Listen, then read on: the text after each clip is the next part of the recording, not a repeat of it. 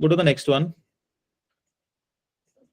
This is a very standard question, but then, sometimes it's a game changer in the interview, because that can deviate the direction of the interview. So what inspires you in life? It can, first of all, be you can actually say about your role model, your parents. You can say about anything in general. So what I used to say was that, I have a family where everyone is working, like even the females, everything. So what inspires me is to make sure that, coming from a city where like females are not even allowed to work, and to reach to a point that, now females are even studying till masters and working, that inspires me to actually put in more effort towards, more gender equality. So I debated my interviews towards that.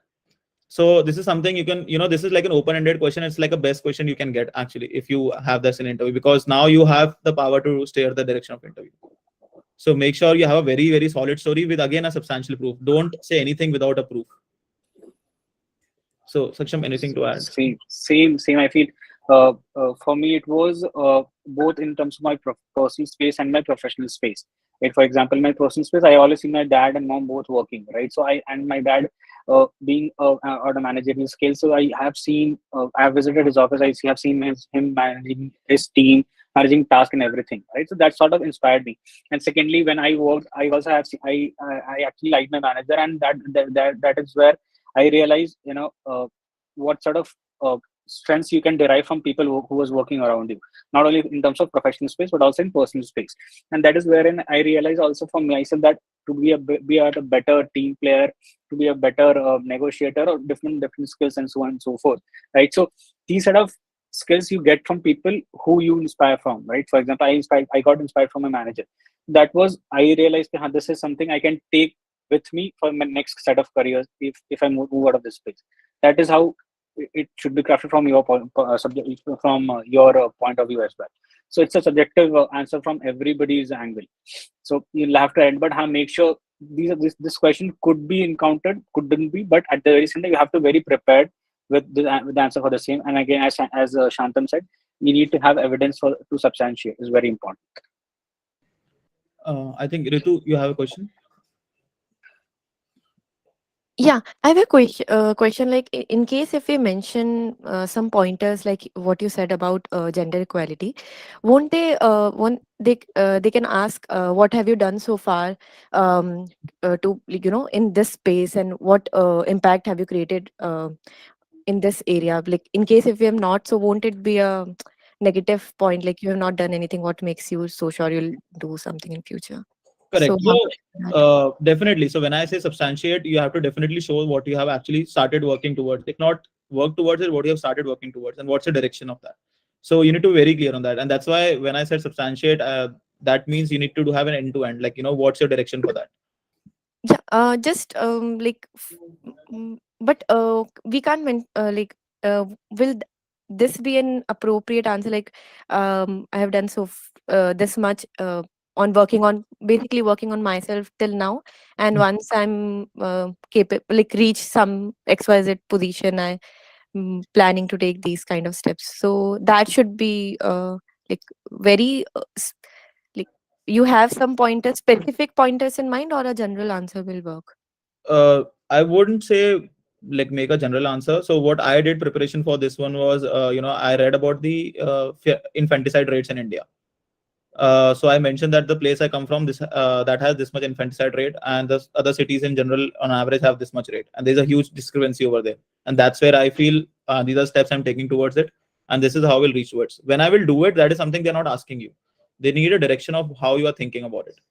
Cool. We'll move to the next one, or if they are. Oh, I see two more hands up. Okay, Surya. Yeah, go ahead. So my query is like, what kind of answers should we avoid giving in this type of questions? Like any specific topic or anything that we should avoid trying to go by so that we don't face too much grilling or cross questioning on that. See, first of all, I think everyone needs to now have this mindset that, irrespective of whatever grilling, you're able to handle that. Having said that, what you should not say is, my role model is Mukesh Ambani, I want to follow that person. I want to become rich. So things which are very open-ended, there's no, direction towards how you reach to that point. Why is that important for you? So if there is no like pre-studies to that, then there's no point of saying that particular line. Only if you're like for sure that this is something which inspires you and this is the reason behind it, then go ahead for it. Hi, sir. I have the doubt regarding the inspiration. Like, can I mention, like, I did my graduation in dairy technology. Can I mention, like, I spent a lot of time with my maternal grandfather, and who is a small farmer and also runs a dairy. And I have seen himself working in a dairy, and I have an on-ground experience with him. So the value that I have today and the persuasion that I did till now is by the inspiration that I get from him. So can I frame answer like that? I think it should work. Just make it more framed and more substantiated, like by one or two more instances. But I think otherwise it should work. Saksham, any thoughts on it? I think, yeah, I think you can make it you can craft an answer basis your personal experience as well, because you have seen your maternal grandfather working. You have, yeah, because you said he was a farmer, he ran a dairy and everything. So you have seen him very live, right? So what values have you derived from him? That this is what I want to replicate in my career, in my professional life, and then elaborate on those values. That why do you think this value holds very important place in your journey, right? And that's how you will create an answer which will again would be advantageous for you. So make sure that whatever you're picking, whatever the words which you are using in this particular questions while framing your answers based on your personal experiences or the professional experiences, it has to very much framed in a way that it should look very natural. It shouldn't look like that just for the sake of answering it you have penned down the answer. That is what I can say. Okay. We'll take two more questions on this. Shelly and Adamya. Shelly, go first. Yeah, so I had one question similar to these lines. It's like the question is like, who is your role model? So, do we necessarily need to have a role model, or like we can mention that I don't have any role model as such? I mean, you can say that, but then saying just that is not sufficient enough. Hmm. You can probably say why you don't have a role model then, and that will become a little more challenging for you. If you have a prepared answer for it, you can like ask, or you can DM me later. But having just saying that you don't have a role model is like not substantiated. Again, whatever you are saying needs to have a substantiation of any kind of evidence, be it your past experience, be it your personal experience, be it anything. Okay, so can we mention it in the line like I don't have any role model as such, but I admire the person, etc., or something? Yeah, Can you can it say be that that. way? Fine. Okay. But again, your why part should be clear. Why is that so? Adam, yeah, go ahead. Sir, I mean, does the answer to this question necessarily have to be weaved around something related to our professional life, something related to? I mean, can can can the source of our inspiration be someone from our personal front, maybe, or something, Yeah, right? yeah. So when I said like I told that my mother was an inspiration, Saksham also Achha, mentioned his yeah, family. okay, got That's it. ठीक. Thank you, sir. uh, Thanks. go ahead, Aditya. So I had doubt on the role model front. Like if our role model is not from the field of business, then also it's fine. Yeah, it is fine. See, these are very open-ended questions. Not everything is towards why MBA. Mm-hmm. Professors also want to know you personally because you'll be staying on campus for 2 years and you'll be interacting with them. You'll be interacting with the batch. They also want to see how the batch shapes. So not all the questions are geared towards just MBA. So I mean, I know people whose entire interview went on just hobbies. Mm-hmm. So just make sure like whatever you are saying needs to have a proof, needs to have why you did that. And it's okay if you say that I was not really sure, so I felt this is the right direction, but this is the reason I took that direction. Okay, so yes, we'll take the last one, then other questions we can take towards the end. Sure, sir. Sir, this is not related to the slide that is there. This Mhm. is are the interviews focused on more heavy vocabs or the clarity of thought that you have in your answers and how you frame it? My scent on this would be the clarity of thought. I think that's what they look for. Other things can be easily learned, other things can be easily trained enough, but clarity of thought is what matters to them. Because sir, I do think that I'm fluent in way of expressing what I want to speak and how to drive it in the interview, but I sometimes feel that I kind of lack the vocab that other candidates may have. Mhm. And it's not like all of them, but others. So is it like a determining factor over there, or? No, not at all. Okay, let's go to the next one. I think this is something we covered in the YMBA part as well, towards mentioning the specialization. So we'll probably skip this one. And if there are any questions on this, we can take towards the end. Why should we select you and not the person sitting outside? I think this was a question which was asked to one of my friends. Um, and the set answer to this is very simple. Not say anything bad about the person outside. Just praise yourself. Okay, I mean, you can start off with saying that, okay, this person, I mean, okay, so this is how it will be presented to you.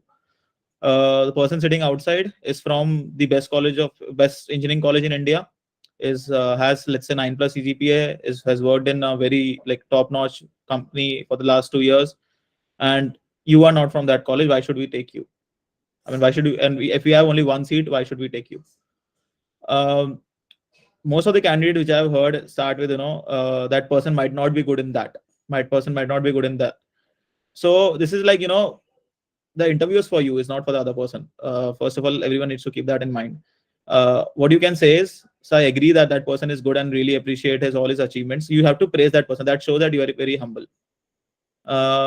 Second thing you can go ahead with is that, I know he's good in that, but my strength lies in this, and this is something I am very good at, and I think this is where I will work towards more and probably learn towards it. But this is where my strength lies, and I think that should be good enough for me to select you. So just make sure you come across as a very humble person. Don't sound too arrogant on this, because again, professors don't like arrogant people. Whatever happens post MBA, I mean, while entering MBA is a different thing, but they don't like arrogant people. So just make sure you don't cross that boundary. Saksham, you want to add anything to this? No, very same, because this is what even when I was preparing. So just play on your strengths and don't demean the other person, right? So you can, as Shantam said, that you can mention that I respect what he or she has achieved, and basis my you can send that. So, but I would want to mention that these are set of my strengths, which I feel has played a very significant role in my career. And then if you want to elaborate any of the two strengths which you can with an evidence, then probably it will be a better picture in terms of the professors, right? So you can do that. Cool. We'll go to the Sheesh, let's keep the question towards the end. Let's finish off. We have a couple Sure. of more questions. We'll finish, and yeah, just reserve your question. We'll keep it towards the end. Okay. Saksham, you want to take this one? What is the opportunity cost of doing an MBA? Right. So see, there are challenges. For example, when this is my personal experience, right? So when I was about to, leave my job and join my postgrad college. So I was given an opportunity to go abroad, but I then at that point in time I left that opportunity, and that for me is an opportunity cost as of now, right? Because I would have got an exposure from UK, from Bank of America, which I was working for. So that would have been a different experience altogether. But you'll have to be very sure that the decision which you are making as of now is not something which you will regret 2 years down the line. That I would have taken that opportunity at that given point in time, right? So these set of things happen for work experience, because that is the reason that is the reason we have specifically mentioned for work folks, right? So you might get an opportunity that wherein they say they might be elevating you on a hierarchy position, and then you realize that no, I think MBA would be a better choice for me. But and after 2 years, you have realized this is after MBA placements, you realize that position would have been better. So clarity of thoughts of why doing MBA is become very important, right? So here my understanding is why MBA comes in two different brackets. One is what you present to the outer world, and one is what it plays. What role does it play for you as a person, right? So, for example, I was a software engineer, and I was very sure I don't want to continue in this whole domain of technology at large, right? And hence I want to enter the business part of the world, and that is why I wanted to do MBA. That is what I had clarity upon, and I left my on-site opportunity. I left my job appraisal. I left my promotion, everything, and then I moved to MBA. That is what I had lost. But at the way, given this point in time, I do not regret any of the decisions which I have made, because I was very clear why I'm doing MBA. Hence, it is important for you as well to understand what is the major force driving you towards the MBA. That is, I feel, is very important. Shantam, what's your take? Yeah, so just to add to that, I was actually asked this question in one of my interviews, and I prepared for this question beforehand. I actually calculated monetary terms, everything. So I asked them that, do you want a monetary terms or do you want like a very open-ended one? So they said, I don't want numbers. I just want what factors will you take in account. And it's a very, very trivial question, but just that, people miss it out on thinking. And what you can also, if they ask you such type of things, adding to what Saksham said, you can also say that, from a monetary perspective, the cost I will be losing is 2 years of my salary. If I take a loan, I'll be taking a loan, I'll be doing EMIs, and I'll be also having a promotion or a hike, whatever. So all these things which will be lost. So just a small add-on if they ask you for a monetary cost. Okay. Let's go to the next one. Ethical dilemma, moral dilemma, any conflict situation, which is more or less, a similar story. You can build upon all of them. I'll like tell you a very simple, thing which happened today itself. A friend of mine texted me, do you have a list of HR questions which you can give it to me? And we do have a question list in PrepZone. And, I face a situation that, it's a very good friend of mine. Should I pass it on? And this is a very, very simple example. And then, later on I told him that, no, I cannot do that. This is something which is not allowed, something I cannot do it. So they are looking for exact answers and exact situation, what you did. It can be a personal front, it can be professional front. It can be, from the one answer which I used to give was a conflict situation which came in during my professional front in terms of the people I dealt with and what I learned out of it. So it's very important to say that, this is a situation. Use a STAR framework, which is, I think has been shared in the sheet as well. Tell them what was the situation, how did you acted upon it, and what was the result of it. And over here, your action, whatever you take, took, even if it was a wrong one, doesn't matter. You can always say that, later on I reflected that this was something I should not have done. And that was my biggest learning out of it. So it does not need to have a very, very moral action just for the sake of saying it. Okay. Saksham, you want to add anything to it? I feel adding to what Shantam has said, that these set of questions they want to check your thought. How do you generate your thoughts, right? For example, let's say I would have been any student just like you and listening to Shantam that he has not shared the list of questions to his friend.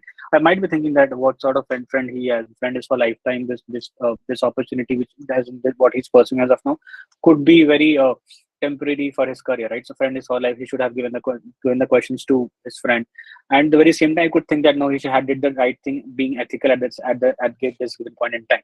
These set of questions would check your thinking perspective. How do you think, and how do you come to a conclusion that this is what I want to do, and this is what I have done, right? So they would check your thought process. How do you arrive to a conclusion, right? And this could differ from, let's say you have the panelist has 4 people. The answer, the conclusion which you are saying could be different for all of them. So there's no right or wrong, but they want to check how we have come to the conclusion and what steps have you taken to make that decision. This is what I feel. Cool. Perfect. I think that's what we have from a question standpoint. And this is something I live by. Hope is the best thing you got, but it only works if you work hard enough. And the floor is open to questions now. Okay, Adamya, go ahead. Sir, my question is regarding the last one that we took up, the ethical dilemma one. So sir, actually, I'm a bit confused regarding my answer. So what I have done is, without giving any specific details about my previous manager, I simply have told that, in order to save the effort of the team, my reporting manager asked me to just use the content that is already there and has been used in the previous years. So, finding it something immoral and something doing injustice to the organization on which our livelihood depends, I took up the charge to actually, oversee the creation and the development of novel content, and I was actually able to do that pretty successfully. So does that puts my does that put my reporting manager, the previous one, under bad light? Or will it be okay? I hope it won't be, taken in a different manner by interviewers, right? Is it fine? See, then I feel what you did at that point in time and what your manager asked you to do. What he asked was his thought, right? What you did at the end of the day was your thought. And Yes. if you feel that you have done right, and you can explain them to the panelists that this is why I did that, and I feel that is justified from my end, then it's good to go. You don't have to worry on that. But the Yes. very same, if you feel that, sir, I did in that pressure because he was my manager, and a lot depends upon my manager in terms of a professional stake, then that could create a trouble. Right? If you are ethical, then it has to be very much evident in the work which you are doing. Yes. Yes. Being at the same time, if you're getting pressure as well. So all these are external things. If you're very ethical in terms of this is what I can do, even if people say on that please do this, please do this. But I choose to take this path because I am ethical, then it's good to go for my. That's what I think. Thank you, sir. Thank you so much, sir. Just to add to that, one more thing, if you say that, you did this under pressure, it's a, very deep hole you're going into, because the next question would be MBA will expose you to like an immense pressure. How will you handle that? No, sir. I didn't say that, No, I'm just saying for everyone. No, hypothetically. Yeah. Yeah, hypothetically, if okay. Hello. Yeah, go ahead. So, this question is related to like why do we select you, not the other candidate around? So, if suppose they are trying to take it in this way that he belongs to such and such college and has such CGPA and all, suppose they're trying to showcase his academic side towards us, then can we say that like I have that holistic point of view that I'm very good at cultural and be it sports and all that. I can bring that to the table to the college also. And if we know few societies of the college and mention their names at that time, that I think that I can be add good value to this certain society of your college. So will that be okay? The first part of your answer is perfectly fine. You can mention about the other aspect which you are strong at, which is essentially what you're supposed to do. But the second part, adding value to the particular society is a very, very specific thing. You can do that, but I personally would stay away from it, because in general, professors are more academically inclined, and they might not like that particular society or might like that, and you don't know that, and you wouldn't want your probably a best call or your best interview to go and train just because of the single word. Okay. So take your call accordingly, what words you are saying, because you can obviously say that, this is where I can add value. There are other, don't mention the specific term. Okay, this is society I will add value to. I can add value to the cultural scene of this particular college. Okay. Next. Sir, not in this sorry, sir, not in this answer only, but in any of the answers, are we not supposed to then mention the name of the society or clubs that suppose they want to know if we are actually interested in the college and what we know about the college beforehand? So then also should we refrain from saying that? Again, so it's a very, borderline thing. It's a subjective thing as well. Some colleges, it's a very college thing as well. So some colleges like that people do focus on other things, but some colleges don't. So research about the college, how is the culture in college like, and then speak about it. So for example, I'm not naming any college, but let's say XYZ college is like, focus on the overall development, like be it academic, be it sports, cultural. So they have good sports facilities. So you can mention that. But if there's a college which is like highly academic focused, then saying that is something you don't fit in that culture, that essentially would come out. And professors are looking for people who fit in that particular culture, college. So take your call wisely as to which interview you're giving. Okay, sir. Sure. Thank you. No problem. Shubham Kapoor. Yeah. Hi, sir. My question is regarding the opportunity cost of doing an MBA. Like you have mentioned, you can say monetary purpose, like your opportunity cost is salary, loans, EMI, like something. But I think this is a very generic answer. So, any ideal answer for this, like what is your opportunity cost? So, what Saksham sir said that time about, from a professional standpoint, from a career standpoint, is something you can say. And something you can also say is that, what will MBA add to your value? When we say monetary terms, is something when the professors will directly ask you, what do you think is the opportunity cost in terms of monetary terms? and it has been asked to multiple people. So that's the reason we said that when they ask you monetary terms, then mention this. Otherwise, go with your personal answer in terms of, what extra opportunity will MBA add you, which probably overshadows your opportunity cost. Sir, yes, sir, my question is related to again opportunity cost. Sir, like I am a fresher, so I have nothing to lose to do an MBA. So what will be the opportunity cost for me? No, it's only for the work experience. When we say opportunity cost for the freshers point of view, it can be that why. I mean, there can be a question for freshers that why don't you work for a couple of years and then come back to MBA? That's something you can probably say and add your internship experience is something what I've seen people doing it for freshers point of view. But I would say discuss that particular answer with your mentor once. Exactly. Okay. Because that's a genuine question that probably will be asked to most of the freshers. So definitely, that's why I'm not giving standard answer for it. You discuss with the mentors what works for you specifically, what depending upon your profile. Okay, sir, what will be the generally answer for the freshers? Like why you want to do an MBA as a fresher? Why not to take any work experience? So what's the general answer for this? I mean, a very generic answer. See, for both of us, Aksham and I both have work experience. People who did MBA after a couple of years work ex. But from basis our conversation with people, what we can say is, you can say that in MBA you'll get exposure to a lot of different fields in the first year itself, and you are right now not even sure that which field you want to go. So you want an exposure to the different field and then decide your career path rather than taking a decision right now. That I think should be an answer. Saksham, you can add if there's anything else. No, I think this is pretty much what even I think.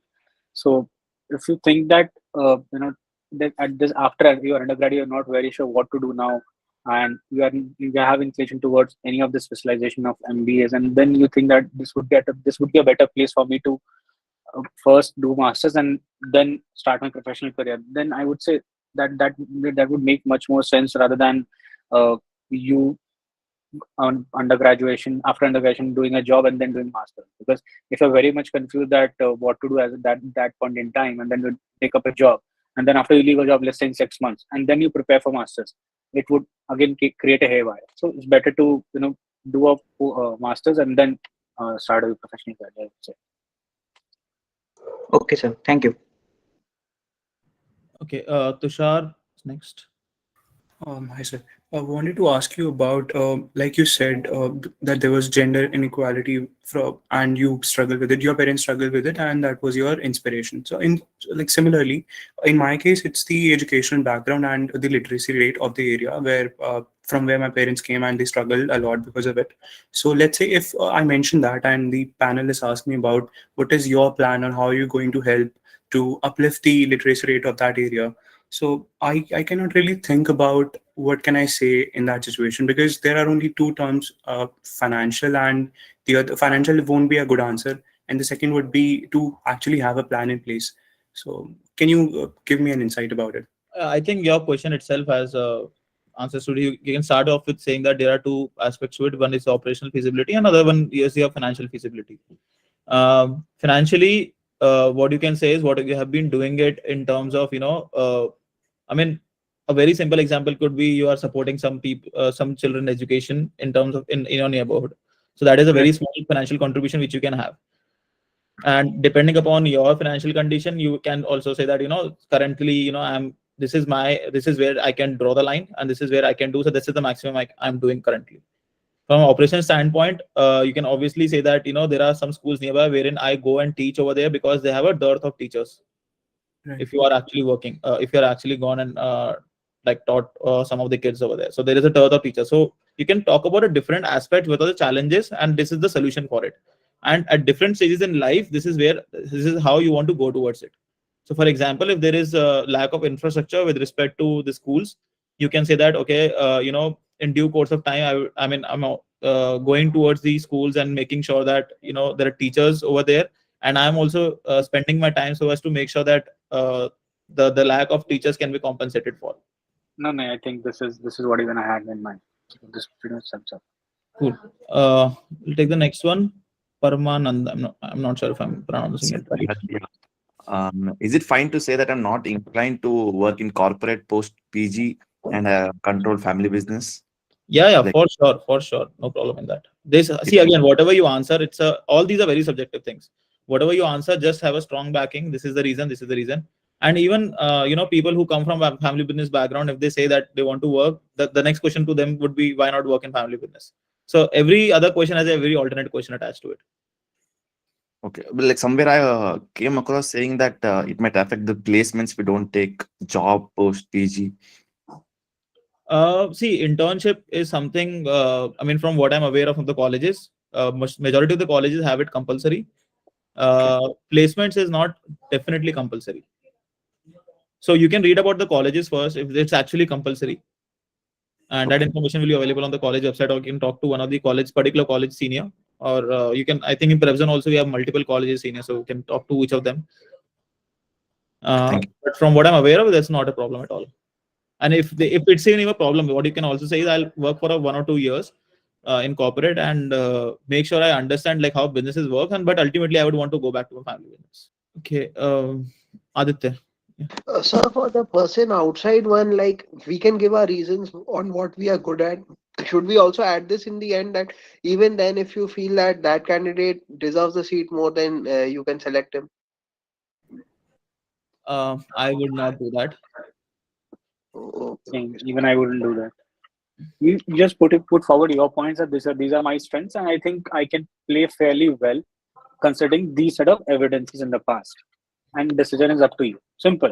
So don't say that, I think this is what I have. But if you still feel that he's better, give him the job or give him the seat. I think that would be as in putting the ball back in his court. So don't do that. Yes, sir.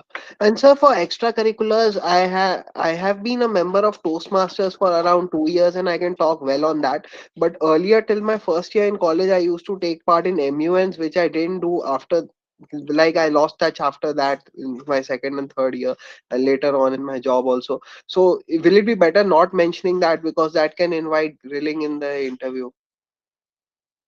If you're very well aware that why after first year you left that part, then I would say you can mention that in a way. First, I started with Toastmasters, and I did this, I did that. But considering moving on, when I moved from as in second year, third year, multiple things came out of my hand, and then I prioritized my task list, and then I realized that this is not something which is on my priority as of now. I need to be much more giving time to this set of things, and that's what I did. So I think that you can say. But if you feel that just you left or Toastmasters did not happen because of some generic reason, then I wouldn't prefer to say that in the interview. Okay, sir. And so, like, I don't have many hobbies, and the answer currently prepared, I had mentioned cricket and knowing about cricket, but I don't know in that depth, like Shantam sir mentioned in the beginning. So, will it be better to omit hobbies altogether from my answer? I think it should not be a problem. I mean, whatever you are interested in, say that. Don't just say it for the sake of it. Yeah. Okay. Thanks, sir. Sakshi, so on your question of can we be very specific about career goals, you can be, as Saksham sir also mentioned in the start, that if you're very confident about a particular field, then please go ahead with it, but again, substantiate it. Thank you. And also, one thing, let's keep very, very specific questions out of this call, because this is a generic call. You can ask very, very specific questions to your mentor. So with that, let's go with next one, Maria. Okay. So I have 2 questions. The first one is, how do you answer a question, why should we not select you? What is the ideal approach? How do you answer such a question? So essentially, they're asking for your weaknesses, and it's very simple. Just mention the weaknesses which will not affect your MBA life. Things like you cannot handle stress is something you should not mention. Things like, let me just come up with an example. So let's say you say that you have a little difficulty in prioritizing things, but in the last 6 months you have worked on XYZ, and that has helped your prioritization to a certain level, but you are still working towards it, and this is where you feel your prioritization should be. That's something, you're not just saying it for the sake of it. You're telling them, this is the path I'm following it, and this is how I'm improving towards it. But all in all, what they're essentially asking is weakness, and be frank about it. I mean, be open about it. Just that don't cross the boundary of affecting your MBA life. Okay. And Sakshi, the you want to second add anything? question, yeah, and this Yeah, second question I think the same. okay. But I think the same what Shantam said, right? So it's mostly of a what's your weaknesses, right? So both the questions, in a way, they're asking your strengths and weaknesses. Why should be selective? Why shouldn't be selective, right? So why shouldn't be selective? Basically weaknesses, right? So for example, if you are looking for somebody who is not a team player, then probably you should not select me because I am a team player, right? So it's up to you how do you present that part, right? So in this question, you can present your strength in a way, or you can present in your weaknesses as well, and it's up to you how do you frame that part. So, but that these two questions relates to your strengths and weaknesses only. Okay. And so the second question I had was, what do you bring to the batch? Do we answer this about all, like, let's say a sum total of all the experiences I've had have made me a team player, and that unique perspective that I would bring to the batch? Is that how you answer such a question? Or, what is the ideal approach? See, I would say, considering your experiences till date, right? So what unique which you can bring to the table is something they are looking forward to have, right? For example, five of us talking, right? So what unique perspective? For example, let's four of us are in a or of a thought that let's do this task this way, but you're coming, hey guys, let's do this way. This would be much more efficient and time, and we would be finishing this work in lesser time. That is something new perspective you're bringing into the table. So that's the uniqueness that you'll have to identify basis your experiences till date, be it your personal life, be it your professional life, which you can bring to the table, and then hence it's up to you to how much you can elaborate it in a given time frame. Okay. Yes. Thank That's you. what Shantam, your take on this? No, I think that pretty much sums up. Okay. Atharv Kulkarni. Hello, hi. So my question was regarding weaknesses only. So, like whenever I read online, to what to say as a weakness. So many of the blogs say that present your strength as a weakness. Like I work too hard and I don't prioritize my health. So like all these answers sound too sleazy and like like make me sound very superior. So should I tell them my actual weakness, and how do I plan to work upon it, or uh, like should I make my strength sound as a weakness? Athar, I would say put your genuine weaknesses as a weaknesses, but at the very same time you'll have to give one sentence where you are showing that this was my weakness, but this is how I'm working to improve on it. This is what I had done, being very genuine.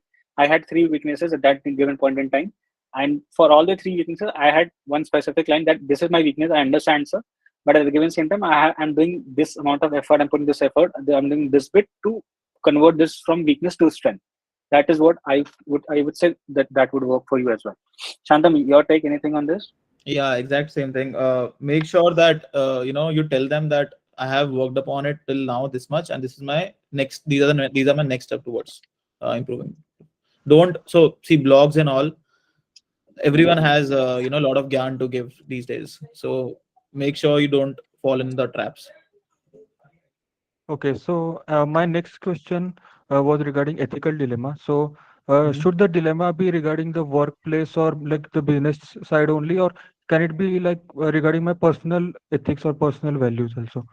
Like, uh, like I'm a vegetarian and I like care for animals, and whenever I'm present, being forced, like whenever I go to restaurants with my friends, I'm forced to they pressure me to eat non-veg and non-vegetarian food, and I stick to my values, and I don't eat it. So can it be my personal values also, like, or they have to be workplace related or business side? So I would say preferably, personal or professional related. This is like a very specific scenario. You can see that if you don't not find any other points. But having said that, you need to frame it properly. So I would say just discuss with your mentor once how to frame it properly. Otherwise, the content, well, it is fine by me. I mean, I'm totally fine with it. But there can be a lot of cross questioning on it, which your mentor can also tell you that these are the cross questions we'll get. Because of whatever you say, they will be cross questioning on it. So professors have been listening the same answers every year, so they know what to cross question on you. So yeah, so exactly that's why I feel that I should tell my genuine ethical dilemmas rather than coming up with a random story in my workplace Yeah, of course. regarding. You should definitely go with the genuine one. I mean, one thing I think everyone should probably keep in mind is do not lie in your interview. Never ever, like not even for a single moment. Because I mean, I also am interviewing people. I can easily catch it. Professors that have been interviewing for like 20 years, they can to for sure catch it. Okay, Okay. thank you. Onkar. Yeah, hi sir. So basically, my question was regarding the hobbies. So in my free time, I follow the political happenings, like the electoral political happenings. So my question was, do I mention it because that can be a talking point, or do I leave it all together because that can probably go down the road where they ask me to take sides and it can go negative somewhat? Uh, See, how you answer those questions is a separate question. First of all, if you mention that you love political discussion, they will be more than happy to ask you questions on it. Because they also love doing that. I mean, that's what at least I have seen in my MBA life. Even the professors love doing that. So that's a Okay. very good talking point. Second thing is regarding taking the sides. Again, it's a very, very specific thing and very subjective thing towards the particular interview. If you feel that a professor is very sounding towards one side, a particularly strong, then do not do that. Mhm. But again, it's a But very specific thing. yeah, but the question was when they ask me, tell me about yourself, then in my hobbies, if I mention this, at that point of time, I'll not be able to gauge if they are going any So one that's why side. you're not taking a side as well, right? Yeah, right. Okay. So when they ask you a question, you will, I mean, the way they will ask you a question will for sure say, I mean, so for example, if I say, okay, XYZ party is winning for these many years, what do you think about it? Versus if I say, there is a party which is not able to win, what do you Hmm. think about it? So there's a difference in the way of asking questions, right? And that will be easily Right. repeated. Okay, okay. Fine. Yeah. And if not, if you are in doubt, always take, do not take a very, very strong stance. Okay, Shreya, go ahead. Sure. Yeah, hello, sir. So, my question is regarding the long term and short term goals. Should we be very specific about what do we want to do with our careers? Like, for example, I would like to go into management consulting, and then 10 years down the line, I look myself as leading a vertical or something of that sort. Or should I give a generic answer like I would like to continue my learning or something of that sort? Actually, I feel it should be a mixture of both being specific and generalize it, right? For example, I want to be a management consultant, and 10 years down the line, I want to lead these vertical for any MBB organization, right? But how would you lead? How would you lead any practice areas of any MBB organization? Is only when you learn something from this given point in time, right? So you'll have to make learning as a basis that so once I have that exposure, once I have that experience, I want to see myself leading any practice area for McKinsey, for BA or BCG, right? So you'll have to make it mixture of both specific and generalist statement as well. Shantam, what do you think on this? Yeah, I mean, if you are like really, really sure, just go ahead with it. But then, keep in mind that you shouldn't sound that job is all you care about while doing an MBA. Again, focus on the learning more than just the outcome. I mean, how that learning will help you reach to that outcome is what matters to them. Hello, sir. So my question is regarding the question, the first of all, the my apologies. So first of all, my question was regarding the why shouldn't you select it for for this program? So while normal connotation is that we should show our weaknesses, we should tell our weaknesses here.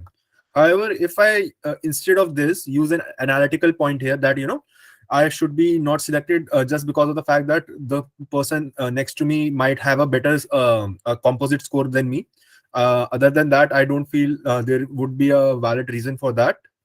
So is that too cocky of a point, or do you think that showing the analytical skill could help me? I mean, I am trying to, I haven't garnished the point yet. So, I'm just giving you a raw structure here. Yeah, understand it. So first of all, that sounds way too cocky. So let's not go to that. Let's just focus on, I mean, your strength, and that's it. I mean, do not say anything about the other candidate. No, I am not saying about other candidate. I am just saying that I see only a possibility that I have less composite score than other candidates, and that is why I might be No, not let's selected. not go there. See, again, the interview is about the question is essentially for you to show your strengths. Mm-hmm. It's in a way it is about what are your strengths. Okay.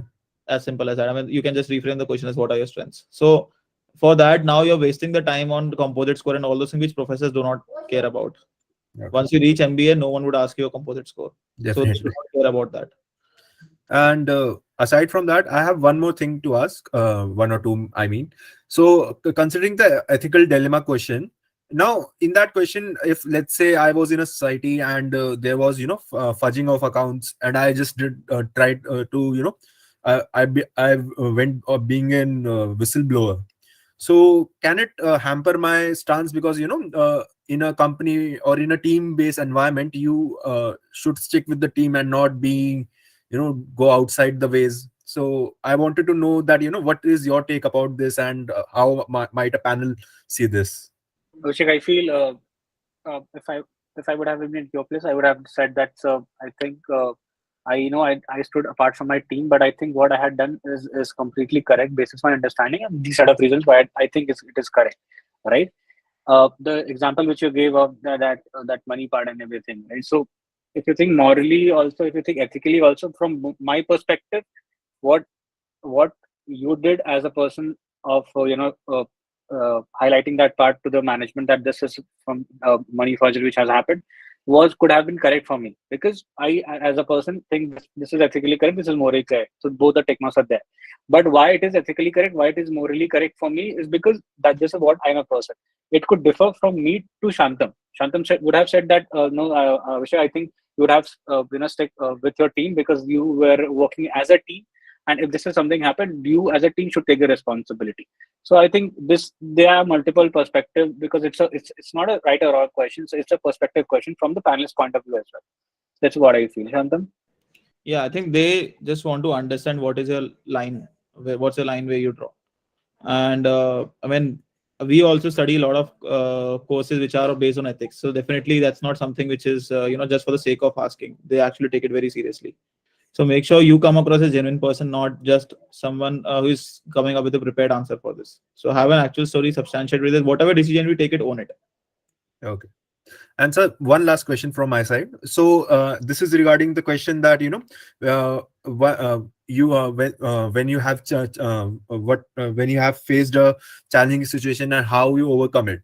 Now, if someone is not taking this from their workplace and actually has in some sort of emotional question, like someone's your mentor passing away and how you finally coped with it. So are such kind of answers frowned upon, or that they are not from this management kind of perspective, so you don't expect such kind of an answers, or it is just 100% fine that you are trying to show what you are to the interviewers, and it will be all right? I mean, first of all, I mean, okay, I'll give you my personal experience on this. They asked me a question, okay, your hobby is, I mean, I said it's singing. So they are like, okay, what did you sing? I mean, all that hobby discussion went on for the next 5 minutes out of my 30-minute interviews, which is 1/6 of my interview. Okay. So it was not at all related to MBA at all. Mm-hmm. So you can definitely say things is not related to business, not related to MBA. So just keep in mind, whatever they ask you, just answer that, not force fit any other things in it. If it's a challenging situation is about passing someone, be it that, and talk about how it helped you shape as a person. I think we are done with questions. Thanks a lot, everyone, for joining in, and let your mentors know if there are any more questions. And I mean, feel free to connect with any of us if you have any other questions. Would we get a recording for the same? Yeah, I think so. Yes. Yeah, Guys, recording. recording, I think they will. Thank you, Hello, sir. sir. Last question. Yeah, go ahead. Category be visible to the interviewers? Sorry?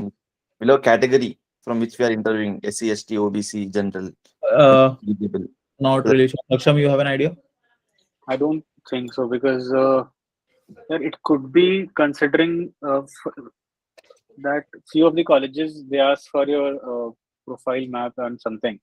And in that cases, if you have mentioned that I'm from general category, then they might know. Otherwise, I don't think so. at the very same time, what happens is sometimes when you fill the application form online, the college management gives the printout up to the interviewers, so that they have an idea that who they are interviewing, right? So, and that part, I am very sure that we put which caste we belong to. That at that time, I think they might get end up knowing this, but I think it's completely okay whichever caste it is. Don't think of that person on that front. Just be prepared for the interview. What is not in your hand, don't even care about it, because you will end up just stressing your mind, and things will not then go in your way. So don't think much on that part. And to add to that, if they have called you for interview, they see a potential. Okay, so just keep that in mind and don't question yourself for anything. So just don't think about any of the things which are out of your control, be it your past academics, be it CGPA, whatever it is. Just own it and make sure you have an explanation for everything. Okay, thank you. Cool. I think we'll close the session. Thanks a lot, everyone, for joining in again. Thanks, Saksham. Thanks, Antam. Thank you, everyone. All the very best. Thank you, guys. No worries.